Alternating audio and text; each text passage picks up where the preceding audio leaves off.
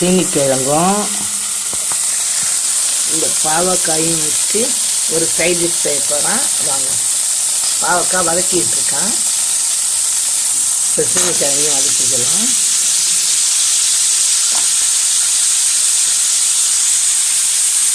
பட்டை கிராம்பெலாம் போட்டு தாளிக்க போகிறேன்.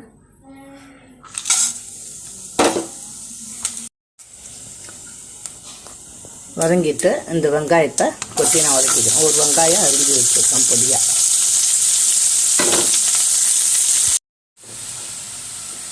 வெங்காயம் வதங்கிட்டு ஒரு தக்காளி பொடிசாக அரிஞ்சு வச்சுருக்கேன், அதையும் போட்டுக்கலாம்.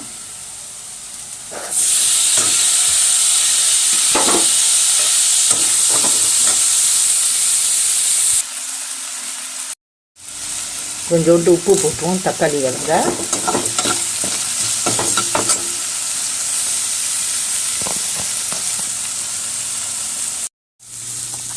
ஒரு ஸ்பூன் குழம்புத்தூள் போட்டிருக்கேன், ஒரு 1/4 ஸ்பூனு கரம் மசாலா, ஒரு 1/2 ஸ்பூன் சில்லி பவுட்ரு, ஒரு 1/2 ஸ்பூனு சிக்கன் பவுட்ரு மசாலா எல்லாம் போட்டு இப்போ நான் வதக்க போகிறேன்.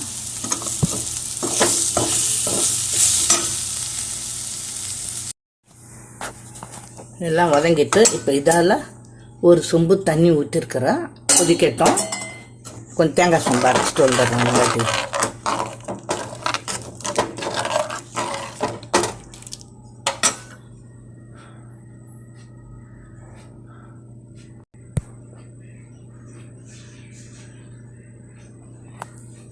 இதில் ஒரு 2 ஸ்பூன் தேங்காய் போட்டிருக்கேன், கொஞ்சம் கசகசா, கொஞ்சோண்டு சோம்பு, இதை அரைச்சி ஊற்றிக்கலாம்.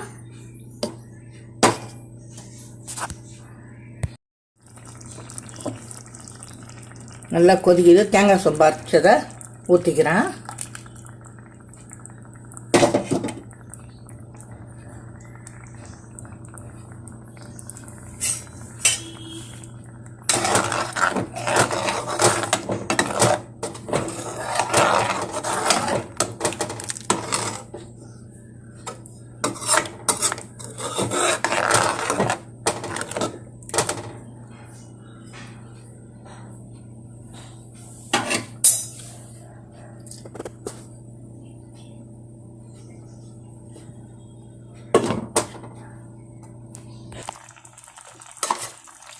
நல்லா கொதிக்குது. இந்த சீனிக்கிழங்கும் பாவக்காயும் வறுத்து வச்சதை கொட்டிக்கலாம். கருவேப்பிலை, கொத்தமல்லி, புதினா 3 கொஞ்சம் இன்னும் போடுறேன். குழம்பு கொதிச்சுட்டு இறக்க வேண்டியதுதான். பாருங்கள், நல்லா கொதிக்குது பாருங்கள். இதோட இறக்க வேண்டியதுதான். மூடி போட்டுட்டு இறக்கிடலாம். இந்த குழம்பு சப்பாத்தி, இட்லி, தோசை, சாப்பாடு எல்லாத்துக்குமே போட்டு சாப்பிட்லாம். சூப்பராக இருக்கும். இனிப்பு, புளிப்பு, கசப்பு, உப்போட செம்ம டேஸ்ட்டாக இருக்குது. நீங்களும் இதேமாதிரி செஞ்சு சாப்பிட்டு பாருங்கள். சப்ஸ்கிரைப் பண்ணுங்கள், லைக் பண்ணுங்கள், ஷேர் பண்ணுங்கள். இந்த வீடியோ பார்த்ததுக்கு நன்றி.